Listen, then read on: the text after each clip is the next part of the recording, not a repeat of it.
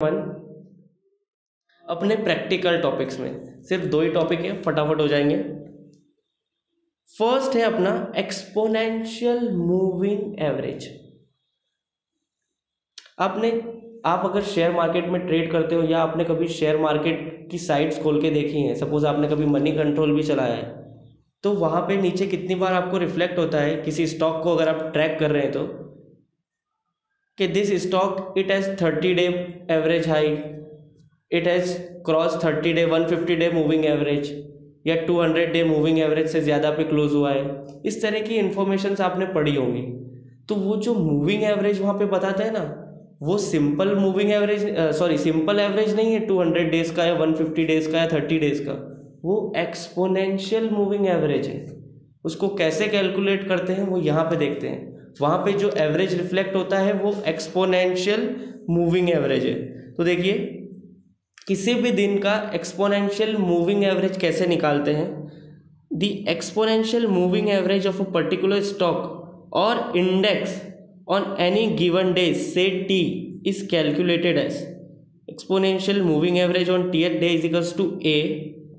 ये है आपका एक्सपोनेंशियल स्मूथिंग कांस्टेंट। ये कांस्टेंट है जो आप यूज़ करोगे एक्सपोनेंशियल मूविंग एवरेज निकालने के लिए। इसकी वैल्यू आपको प्रोवाइडेड रहेगी क्वेश्चन में। P1 मतलब उस दिन का क्लोजिंग प्राइस स्टॉक का या इंडेक्स का, प्लस 1 माइनस ए, 1 माइनस आपका जो कांस्टेंट की वैल्यू है, into exponential moving average of the previous day. ये फॉर्मूला है जहाँ पे ए का मतलब है एक्सपोनेंशियल स्मूथिंग कांस्टेंट, P1 का मतलब है प्राइस ऑफ स्टॉक, या फिर आप यहाँ लिख सकते हैं क्लोजिंग। कंफ्यूजन अगर आपको लग रहा है तो लिख सकते हैं क्लोजिंग प्राइस ऑफ स्टॉक या इंडेक्स जिस दिन आप एक्सपोनेंशियल मूविंग एवरेज निकाल रहे हैं। और आप इसको अगर सिंप्लीफाई करोगे तो देखो, आप ब्रैकेट ओपन करेंगे तो आपका हो जाएगा E M A T minus one minus A into E M A T minus one. और इसको फर्दर सिंप्लीफाई करेंगे तो ए कॉमन हो जाएगा, यहाँ पे क्रॉस प्लस नहीं है, मल्टीप्लाई है, डॉट कर दीजिए इसको।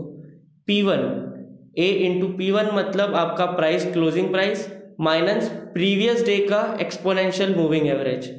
इसको मल्टीप्लाई करेंगे स्मूथिंग कांस्टेंट से और ऐड कर देंगे पिछले दिन का एक्सपोनेंशियल मूविंग एवरेज। इसका मतलब है कि पिछले दिन के एवरेज से आज का प्राइस कितना चेंज हुआ है, तो वो डिफरेंस आएगा आपके पास। तो आप टेबल कैसे बनाएंगे, आप डे लेंगे, आप प्राइस लेंगे क्लोजिंग प्राइस, आप यहाँ पे डिफरेंस लेंगे, यहाँ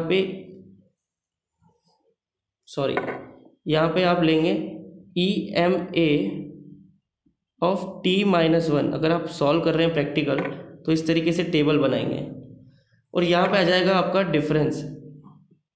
तो ये वाली जो वैल्यू है ये यहाँ पे आ जाएगी डिफरेंस। इसको आप कांस्टेंट से मल्टीप्लाई करोगे तो आपका फर्स्ट टर्म आ जाएगा, यानी डिफरेंस इनटू ए। और यहाँ पे आप इसको यानी थर्ड कॉलम को और फिफ्थ कॉलम को ऐड करोगे ना तो आपका एक्सपोनेंशियल मूविंग एवरेज आ जाएगा। इस तरीके से आप टेबल बना सकते हैं। आप अपने फॉर्मूले के टर्म्स को देखिए, आपको डिफरेंस निकालना है आज की प्राइस और पिछले दिन की मूविंग एवरेज में। इतना चेंज हुआ है मूविंग एवरेज से आज प्राइस, तो उसका इफेक्ट अपन देंगे पिछले दिन के मूविंग एवरेज में। अगर इसको समझे तो ऐसे समझेंगे, एक क्वेश्चन करेंगे सब क्लियर हो जाएगा। तो देखिए क्या फॉर्मूला है अपना एक्सपोनेंशियल मूविंग एवरेज निकालने का, ए यानी constant into P1 minus exponential moving average of previous debt plus exponential moving average of previous day. तो देखिए सपोज आपके पास एक क्वेश्चन है, स्टडी मटेरियल का क्वेश्चन मैंने यहाँ पे लिखा है, closing value of BSE Sensex, यहाँ पे सेंसेक्स कर लीजिए, from 6th to 17th day of the month of January. अभी एक दो मिस्टेक्स आना चालू हो गई हैं, ठीक है, of the year 2000XX were as follow. आपको BSE सेंसेक्स की 6 से 17 तारीख तक की इन्फॉर्मेशन है, यानी 12 दिन का डेटा है। आप टेबल में देखो सेंसेक्स की क्लोजिंग प्राइस है, आपको क्लोजिंग प्राइस अवेलेबल है, ठीक है। टोटल 2 और 4 6 और 7 दिन ट्रेडिंग हुई है, यानी 7 डेज के लिए आप एक्सपोनेंशियल मूविंग एवरेज निकाल सकते हो, यानी हर दिन का, यानी 7 दिन का आप एक्सपोनेंशियल मूविंग एवरेज निकाल सकते हो। क्वेश्चन की रिक्वायरमेंट क्या है? Calculate EMA of Sensex during the above period. The 30-day simple moving average of Sensex can be assumed as 15,000। आपका जो ये फर्स्ट डे है ना, इस दिन आपको इसके पहले वाले दिन का EMA चाहिए था, लेकिन आपके पास इंफॉर्मेशन सिंपल एवरेज की है तो आप वो यूज़ करेंगे क्वेश्चन में। The value of exponent is 0.062, आपको एक्सपोनेंट की वैल्यू दी है। Give detailed analysis on the basis of your calculation. तो आपको एक्सपोनेंशियल मूविंग एवरेज निकालना है। देखिए मैंने यहाँ पे सॉल्यूशन दे रखा है, कैसे करेंगे। आप डेट डाल देंगे सारी, सेंसेक्स की क्लोजिंग प्राइस आपने लिख दी, ये सारी वैल्यूज फिल हो गई। अब आपको लिखना है exponential moving average of previous day. अब सारी इन्फॉर्मेशन एक साथ नहीं आ सकती है, तो आपने यहाँ पे फर्स्ट लिखा 15,000 था, दोनों में डिफरेंस क्या आया 478। अब जब आपने इसको मल्टीप्लाई किया 0.062 से, यहाँ पे 2 कर लीजिए, तो ये आया आपका डिफरेंस, यानी आपका first term of the formula, ये वाला। देखिए मैं इसको मिटा के वापस से करता हूँ। आपका जो आंसर आया ना, ये वाला आया। कौन से कॉलम में है ये? जो 4th कॉलम में है, ये है आपका फर्स्ट टर्म। और आप इसमें अगर ऐड कर देंगे पिछले दिन का EMA, यानी ऐड कर देंगे आप सेकंड वाला, तो आपका आ जाएगा एक्सपोनेंशियल मूविंग एवरेज उस दिन का, जो कि है ये। सिमिलरली आपने लिख लिया प्रीवियस डे का एक्सपोनेंशियल मूविंग एवरेज कहाँ से आया, ये वैल्यू यहाँ से आई। पिछले दिन का लिख लिया, उस दिन का क्लोजिंग प्राइस है, दोनों का डिफरेंस मल्टीप्लाई किया उसको कांस्टेंट से, और फिर आगे आपका एक्सपोनेंशियल मूविंग एवरेज, और ये वाला आपने नीचे लिख लिया यहाँ पे। फिर इसी तरीके से जो क्लोजिंग आएगा वो पिछले दिन का प्रीवियस हो जाएगा। इस तरीके से आप क्वेश्चन सॉल्व कर सकते हैं। अपना टाइम ले लीजिए, ये सारी वैल्यूज आप खुद एक रफ पेपर पे पुट करके देखिए आपका आंसर आ रहा है कि नहीं आ रहा है। कंक्लूजन क्या होगा, देखिए आपका जो एक्सपोनेंशियल मूविंग एवरेज है वो इंक्रीज हो रहा है day by day.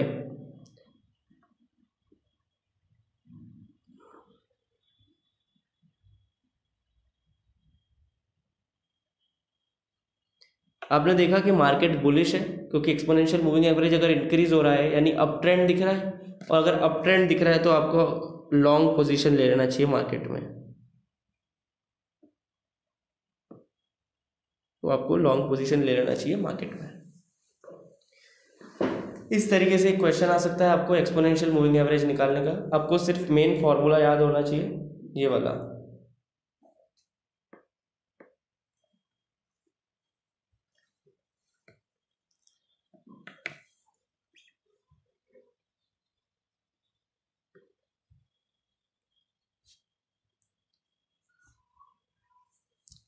Second type का क्वेश्चन जो आ सकता है वो आपको इस चैप्टर में से, वो है टेस्टिंग वीक फॉर्म एफिशिएंसी। आपको वीक फॉर्म एफिशिएंसी टेस्ट करना है मार्केट की, मतलब ये बताना है कि मार्केट में टेक्निकल एनालिसिस यूजलेस है कि नहीं। यानी अगर आप वीक फॉर्म आप इस टेस्ट के जरिए प्रिडिक्ट कर सकते हैं फ्यूचर की price based on the past data, इसका मतलब है वीक फॉर्म इनएफिशिएंट है, मार्केट वीक फॉर्म में इनएफिशिएंट है। तो ये रन्स टेस्ट है। तो देखिए इस टेस्ट में क्या है, this test focuses on direction of change and not the magnitude of change. ये टेस्ट फोकस करता है चेंज के डायरेक्शन पे और मैग्नीट्यूड ऑफ चेंज कंसिडर नहीं करता है। अब price rise and fall is represented by plus और माइनस। अगर प्राइस इंक्रीज हो रहा है तो प्लस साइन रिप्रेजेंट करेगी, और अगर डिक्रीज हो रहा है तो माइनस साइन। और a series of price change in same direction is called one run.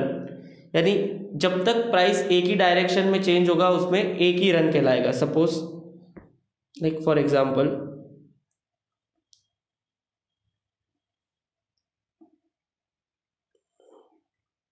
Price 30 था, फिर 40 हुआ, फिर 50 हुआ, फिर 60 हुआ, फिर नीचे आया, फिर एक और नीचे आया, फिर ऊपर गया।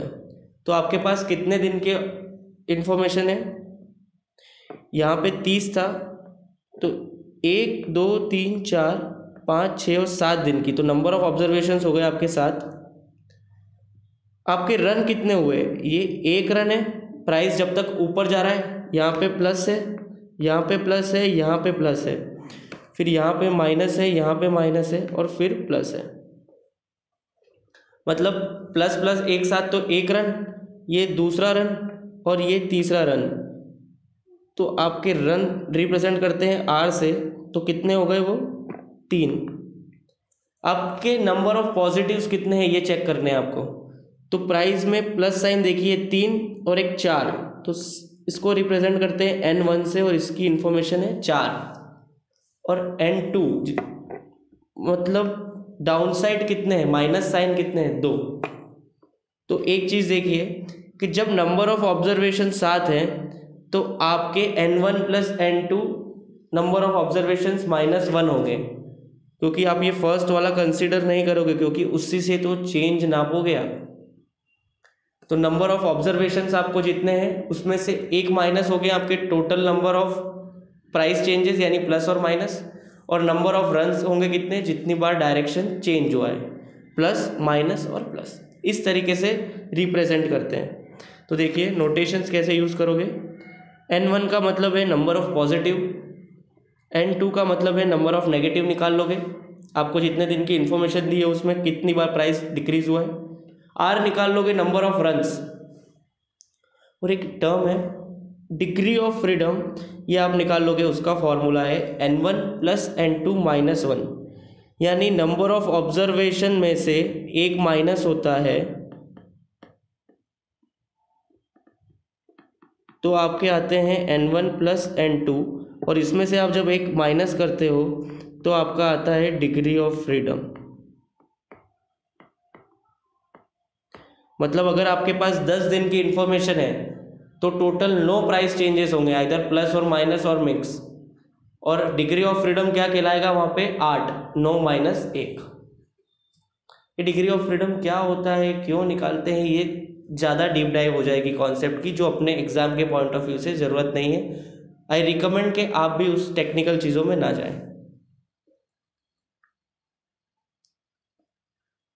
तो आप समझिए इस कॉन्सेप्ट का बेस क्या है।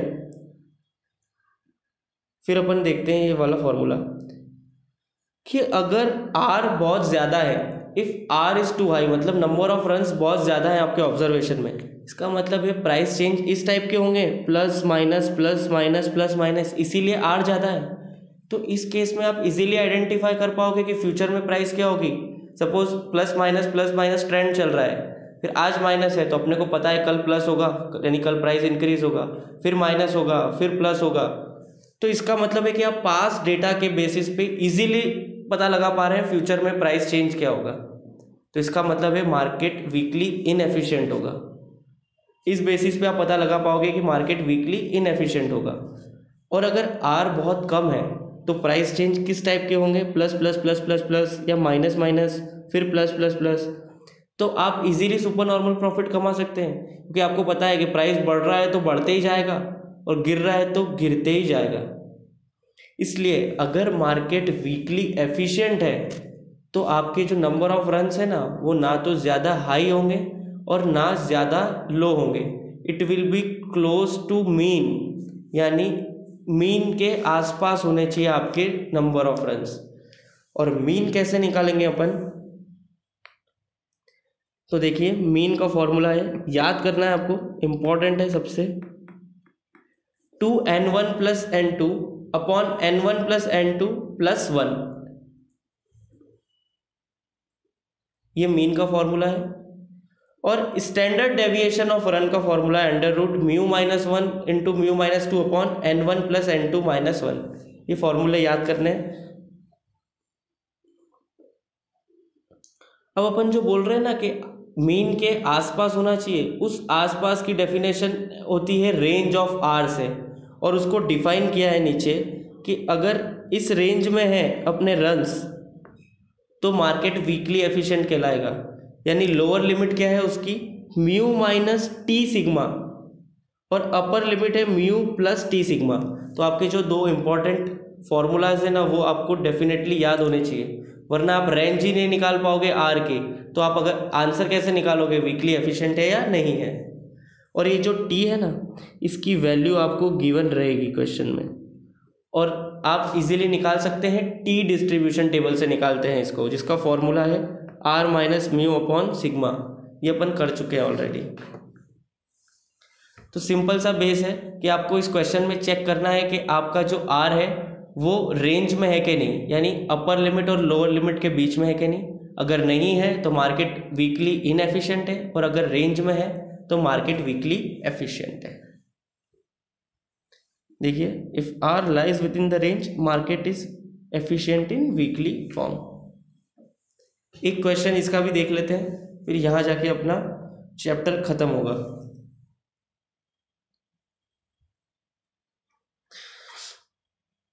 The closing value of Sensex for the month of October 2007 is given below. आपको सेंसेक्स की क्लोजिंग वैल्यू दे रखी है 1 से लेकर 31 तारीख तक की। तो आप देखिए, इसमें आप सबसे पहले नंबर ऑफ ऑब्जर्वेशंस आइडेंटिफाई कर लीजिए। 1 2 3 4 5 6 7 8 9 10 11 12 13 14 15 16 17 18 19 20 ऑब्जर्वेशन है, यानी 20 दिन का डेटा है अपने पास। तो N1 प्लस N2 कितने होने चाहिए। ये ऑब्जर्वेशन निकालना क्वेश्चन का पार्ट नहीं है, लेकिन ये रीचेकिंग के लिए है। इसका मतलब N1 प्लस N2 होने चाहिए 20 माइनस 1, ये क्रॉस चेक के लिए। और डिग्री ऑफ फ्रीडम क्या होगी आपकी, आपकी होगी N1 प्लस N2 माइनस 1, यानी 19 minus 1 that is 18। N1 plus N2 आपका 19 होना चाहिए और डिग्री ऑफ फ्रीडम 18 होना चाहिए, क्योंकि उसी के बेसिस पे आप टी की वैल्यू यूज करोगे क्वेश्चन में से। तो देखिए, अपन निकालते हैं इसमें अपने रिक्वायर्ड इंफॉर्मेशन जो आपको निकालनी रहेगी, N1 N2 और R कितने हैं। नीचे क्वेश्चन में अपन आगे पढ़ेंगे, फिर निकालते हैं। You are required to test the weak form efficiency by applying the runs test at 5% and 10% level of significance. एक और टेक्निकल टर्म यूज हुआ, अपने को टेक्निकलिटी पे नहीं जाना है। अपने को 2 बार चेक करना है रन्स टेस्ट। एक 5% पे लेवल ऑफ सिग्निफिकेंस, मतलब टी की वैल्यू अलग अलग होती है हर लेवल पे, ये चीज़ ध्यान दीजिए। तो 5% पे टी की वैल्यू अप्लाई करना है लोअर लिमिट अपर लिमिट में, रेंज निकालना है, और आर अगर उस रेंज में आ रहा है तो 5% पे अपना फॉर्म वीकली एफिशिएंट रहेगा। सेम के सेम 10% पे करना है, टी की वैल्यू निकालना है, रेंज निकालना है, और अगर आपकी आर अगर रेंज में है तो वीकली एफिशिएंट है 10% पे भी आर आपका सेम रहेगा, चाहे 5% हो या 10% हो। तो देखिए, following values can be use. Value of T दे रखा है 5% पे और 18 डिग्री ऑफ फ्रीडम पे। अपन ने निकाला था डिग्री ऑफ फ्रीडम 18 ही होना चाहिए। फिर 10% पे और 18 डिग्री फ्रीडम पे। फिर 20 डिग्री फ्रीडम पे 2 और इन्फॉर्मेशन दी है इन्होंने, वो कंफ्यूज करने के लिए दी है। अपने को डिग्री ऑफ फ्रीडम निकालना आता है, अपन ने निकाल लिया 18 है, तो ये 2 इन्फॉर्मेशन किसी काम की नहीं है। तो देखिए, इस क्वेश्चन में क्या करेंगे, आप निकालो सबसे पहले रन्स। तो आपने देखा ये प्राइस है, यहाँ पे गिर रही है, फिर इंक्रीज हुई, फिर इंक्रीज हुई, फिर प्राइस डिक्रीज हुई, फिर इंक्रीज हुई, फिर increase increase increase increase increase increase, ये इंक्रीज हो रही है। मेरे साथ करते जाइए। आप चाहें तो एक और टेबल ऐसी बना के और प्लस माइनस का साइन रिफ्लेक्ट कर सकते हैं, या फिर क्वेश्चन में इसी में कर सकते हैं। फिर प्राइस डिक्रीज हुई 1 बार 2 बार, फिर इंक्रीज हुई, फिर डिक्रीज, फिर डिक्रीज, फिर डिक्रीज, फिर डिक्रीज और इंक्रीज। तो आप सबसे पहले देख लीजिए पॉजिटिव और नेगेटिव कितने कितने आ रहे हैं। तो 1 2 पॉजिटिव, 3 4 5 6 7 8 9 10 और 11 पॉजिटिव आ रहे हैं। मतलब N1 हो गया आपका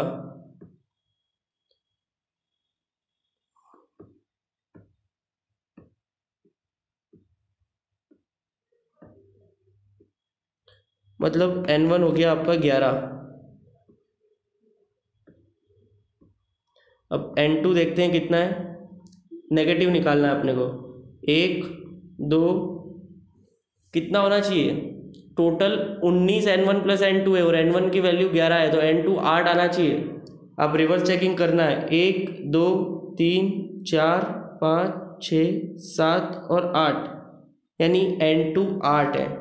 ये इन्फॉर्मेशन आपके पास आ गई है कि N1 11 है, N2 8 है। आप R निकाल लीजिए। ये सब रफ वर्क है, नीचे फेयर में सब कुछ है। तो नंबर ऑफ रन कितने होंगे यहाँ पे, 1 रन, फिर ये 2, फिर प्राइस 3 बार चेंज हुआ, यहाँ पे टोटल 4 बार, ये दोनों में 5 बार, फिर 6 बार, 7 बार, ये 8 बार, यानी आपके जो R है ना उसकी वैल्यू है 8। तो 3 इंपॉर्टेंट इन्फॉर्मेशन जो आपको क्वेश्चन सॉल्व करने के लिए चाहिए वो मिल गई है। अब अपन फॉर्मूले अप्लाई करेंगे। तो देखिए, नंबर ऑफ पॉजिटिव यानी N1 की वैल्यू आ गई, नंबर ऑफ नेगेटिव की वैल्यू आ गई, नंबर ऑफ रन्स की वैल्यू आ गई। आपने किया मीन रन का formula apply, 2N1 plus N2 upon N1 plus N2 plus 1, इससे आ जाएगी आपके मीन रन। मीन रन कितने हैं, 10.26। सिमिलरली आप सिग्मा निकालने के, यानी रन्स का स्टैंडर्ड डेविएशन, जब वैल्यूज पुट करेंगे तो आपकी वैल्यू आएगी 2.06। आप कैलकुलेटर में कर सकते हैं। टाइम पीरियड को कंसीडर करते हुए सारे सॉल्यूशंस यहाँ दिए हैं ताकि फटाफट हो सके अपना। अब आपके पास रन्स का मीन आ चुका है और स्टैंडर्ड डेविएशन आ चुका है। अब आपको क्या चीज़ देख करना है कि मार्केट वीकली एफिशिएंट है कि नहीं। तो आप आर की रेंज निकालोगे, पहले 5% पे और 10% पे। तो एक डिग्री ऑफ फ्रीडम भी यहाँ पे निकाल दी अपन ने, 18 है। फिर आगे अपना testing at 5% level of significance, it 18 degrees of freedom. 5% level of significance पे आप टेस्ट कर रहे हैं पहले। तो आपने लोअर लिमिट ली आर की, mu minus T sigma, mu की वैल्यू आपने डिफाइन की 10.26, 5% पे टी की वैल्यू है आपकी 2.101 और आपके पास सिग्मा है 2.06। तो आपने किया 10.26 यहाँ ऊपर माइनस टी इंटू सिग्मा, तो आपकी वैल्यू आई लोअर लिमिट 5.932। आर की लोअर लिमिट आई 5.932। सिमिलरली आपने अपर लिमिट देखी, वो आ रही है 14.588। फॉर्मूला अप्लाई किया। अपने रन्स कितने हैं टोटल, 8 आपने ऊपर डिराइव किए हैं। नंबर ऑफ रन्स 8 है, तो अपनी रेंज में फिट हो रहे हैं, अपनी रेंज में फिट हो रहा है ये 8। इसका मतलब मार्केट वीकली एफिशिएंट है, मार्केट वीकली एफिशिएंट है।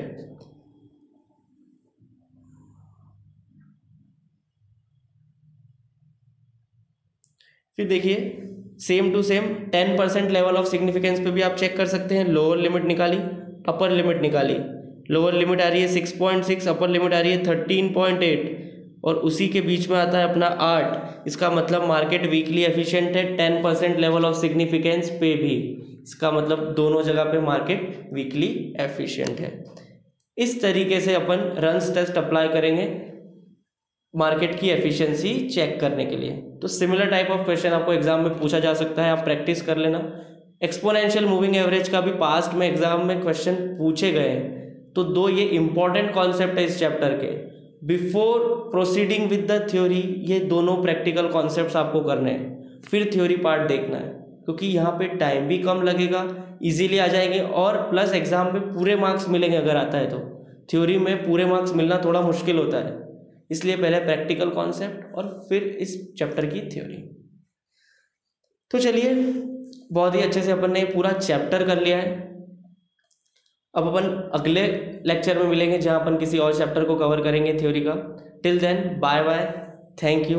आप चाहें तो मेरी चैनल सब्सक्राइब कर सकते हैं। I am continuously devoted towards making revision and updates towards the SFM, तो आपके लिए काफ़ी बेनिफिशियल रहेगा। प्लस आप कमेंट करके मुझे फीडबैक दे सकते हैं ताकि मैं इसको और एनहांस और इम्प्रूव कर सकूं। चलिए मिलेंगे अगले लेक्चर में। Bye bye, thank you.